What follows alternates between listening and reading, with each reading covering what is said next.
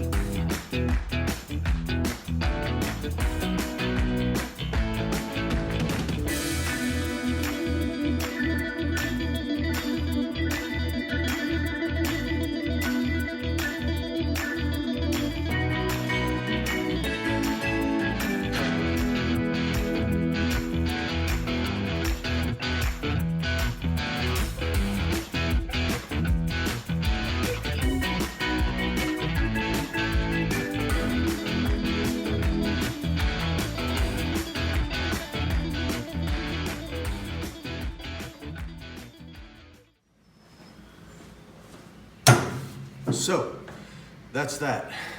I decided to go ahead and cut it short and just do the video on the one hammer because it really ate up a lot of time. I started doing that around 2:30, and here it is now. It's after 5. It's amazing when you take out certain steps, like having to repair something or weld something or paint or something like that, that you can find ways to put your focus, whether subconsciously or whether you intended on doing that, into other things. And I really spent a lot of time shaping the end of the hammer, the handle where it goes into the socket of the hammer, and then cleaning all the clear coat off of it and everything, and then sanding it down because it was rough, and the wood grain was just a poor manufacturing, I guess, or whatever. It just had a real lot of porousness, it felt like, to it, like just roughness, not porousness, but rough. And sanded that out and hit it with Scotch-Brite, and then put it together, and then fill in the gaps with the wood glue and the sawdust, and it just really turned into a process. So, but and then reshaping, or what do you call it, dressing the hammer, as far as blacksmithing is, try to get not a lot, just get the hard edges off of it, so gives you less dig marks and tool marks when you do blacksmithing. So I just dressed it just a little bit. I'm real green at this and don't know what I'm doing, so I just give it a quick hit and cleaned it up a little bit. But like I say, it really turned into a process. So if you stuck around this long, as usual, you're awesome. I appreciate it. And we'll see you on the next one. We'll go ahead and we'll see what kind of a process I can make out of the little claw hammer. So see you next time.